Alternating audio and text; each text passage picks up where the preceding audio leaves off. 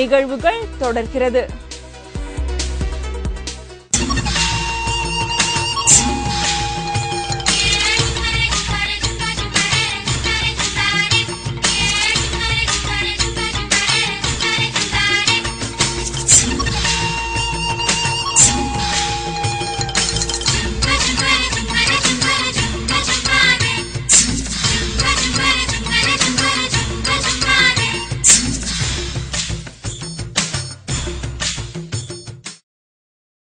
மலைவாழ் மக்களின் இந்த நடனம் மட்டுமா நம்மை கவரும் விதத்தில் உள்ளது? இல்லையே, அவர்களின் ஆடையும் நம்மை கவரும் விதத்தில் இருப்பதோடு மட்டுமில்லாமல் மிகவும் வித்தியாசமாகவும் உள்ளது என்றே கூறலாம். இவர்கள் அணியும் ஆடைகள் பழமையானதாக மட்டுமில்லாமல் நம் கலாச்சாரத்தை எடுத்துரைப்பதாகவும் உள்ளது. ஆண்கள் பெரும்பாலானோர் வெள்ளை நிற சட்டை மற்றும் வெள்ளை நிற வேஷ்டிகளையே அணிகின்றனர். பெண்கள் கருப்பு மற்றும் சிவப்பு நிற ஆடைகளையே அதிகம் விரும்பி அணிகின்றனர். இவர்களின் ஆடைகளை விட பெண்களுக்கு அவர்கள் அணியும் வித்தியாசமான வண்ணங்கள் கொண்ட அணிகலன்கள் தான் கூடுதல் அழகு சேர்ப்பதாக உள்ளன. மலைவாழ் மக்களின் ஒரே தனிச்சிறப்பு என்னவென்றால், எந்தவித பண்டிகை ஆனாலும் சரி, இவர்கள் இதே ஆடை கலாச்சாரத்தில் தான் இருக்கின்றனர். இதையே இவர்கள் விரும்புகின்றனர். எவ்வளவுதான் நாகரிகம் மாறினாலும் நாங்கள் கலாச்சாரத்தை விடமாட்டோம் என்று கூறும் மலைவாழ் பெண்கள் தங்கள் கூந்தலை அலங்கரிப்பதிலும் சற்று வித்தியாசமாகவே உள்ளனர். ஒரே மாதிரியாக கூந்தலை அழகுபடுத்திக் கொள்ள வேண்டும் என்பது மலைவாழ் மக்களுக்கு கட்டாயம். கூந்தலை நீளமாக முறுக்கி பின்னிக் கொள்வதே இவர்களின் பாரம்பரியம். கொண்டைகள் போடுவதும் கூந்தலை அலங்கரிப்பதும் இவர்களின் கலாச்சாரத்தில் இடம்பெறாத ஒன்றாகும்.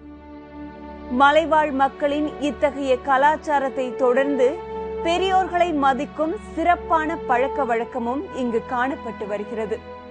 இந்த அழகான விஷயம் என்னவென்றால், பெரியோர்களின் காலில் விழுந்து ஆசீர்வாதம் வாங்குதலே ஆகும்.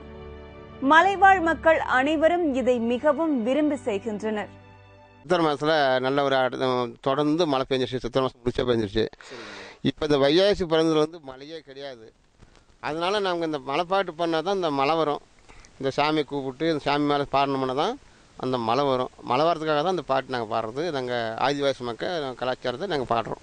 நார்மலாக பாடணும்னா ரெண்டு ஆளுங்களை கூப்பிட்டு ஒரு கிண்ணியில் தண்ணி வச்சு பால் துளசி தும்பப்பூ இதெல்லாம் போட்டு ஒரு பொண்ணை ஒரு சின்ன குழந்தையாவை ஒரு அரிய குழந்தைய வச்சுக்குவோம். அந்த குழந்தை தண்ணி ஊற்றி வச்சு அந்த பிள்ளை குழந்தைய வச்சு கல் மேலே வச்சு கீழே உட்கார வச்சுருவோம். மணக்கட்டை போட்டு அந்த பிள்ளைக்கு சாமி அந்த பிள்ளை சொல்லும், அருள் சொல்லும், அத்தனை தயவில் நம்ம அந்த நாளில் மழை வரும் அப்படின்னு சொல்லிச்சுன்னா அப்புறம் நிறுத்திடுவோம், பாட்டை நிறுத்திடுவோம். மலைவாழ் மக்களின் வாழ்க்கை முறை மற்றும் நாகரிகம் என்னதான் இப்படி அழகாக இருந்தாலும் அவர்களிடமும் பல வேதனைகள் உள்ளன.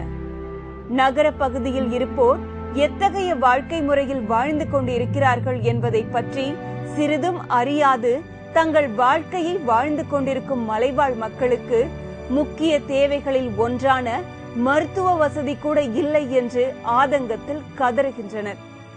தங்கள் குடும்பத்தில் யாருக்கேனும் உடல்நிலை சரியில்லை என்றால் கூட தொட்டில் கட்டி பல கிலோமீட்டர் தொலைவு தூக்கி செல்வதாக கூறுகின்றனர் மலைவாழ் மக்கள். ஆதிவாசி மக்களுக்கு ஒரு கால் ஒடிஞ்சாலோ கையொடிஞ்சாலோ இங்கிருந்து தொட்டில் கட்டி கஷ்டப்பட்டு தான் கொண்டுட்டு போறாங்க. அப்ப போற இடத்துல விலங்கு தொந்தரவுகளும் இருக்குது. அப்ப அதையெல்லாம் தாட்டித்தான் அப்படி போயிட்டு இருக்கிறாங்க. அதனால இந்த பகுதிக்கு ஒரு ஆஸ்பத்திரி வேணும்னு விரும்பி கவர்மெண்ட் கிட்ட கேட்டுருக்கோம். இந்த உடுமலைப்பேட்டை மலைப்பகுதியில 18 செட்டில்மெண்ட்டுக்கு நாங்க குடியிருந்து வரோம். இந்த மலைவாழ் மக்களுக்கு முறையான மருத்துவ வசதி எதுவுமே இல்லை. இங்க இருக்கக்கூடிய மலைவாழ் மக்கள் மாவடாப்பு, குளிப்பட்டி, குருமலை, பூச்சிக்குட்டாம்பாறை, மேற்குருமலை, கருமுட்டி இந்த பகுதியில் இருக்கக்கூடிய மலைவாழ் மக்கள் மருத்துவமனைக்கு செல்லணும் அப்படின்னா உடுமலைப்பேட்டைக்கு போகணும், இல்லைன்னா பொள்ளாச்சிக்கு போகணுங்கிற சூழ்நிலை தான் இருக்குது. உடுமலைப்பேட்டை பொள்ளாச்சி போகணும்னா குருமலையிலிருந்து போகணும்னா 100 கிலோமீட்டர் தூரம் போக வேண்டியது இருக்குது. இந்த மருத்துவமனை இங்கு திடீர் பிரசவ வலி ஏற்படுது, ஏதாவது ஒரு விபத்து, கீழே விழுந்துட்டாரு அப்படிங்கிற ஏதாவது ஒரு அசம்பாவியங்கள் நடந்தால் உடனடியாக அவங்கள மருத்துவமனைக்கு கொண்டு போக முடியறதில்லை. பல முறை நாங்க அரசு கிட்ட சொல்லியிருக்கிறோம்.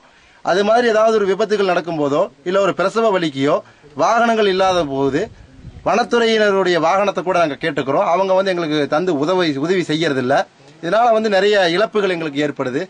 இதனால எங்களுக்கு மருத்துவமனை மாவடாப்புல சென்றுபடுத்தி மாவடாப்புல அமைச்சு கொடுத்தா எல்லா மலைப்பகுதிக்கும் அது பயனுள்ளதாக இருக்கும்ங்கிறத நான் தெரிவிச்சுக்கிறேன்.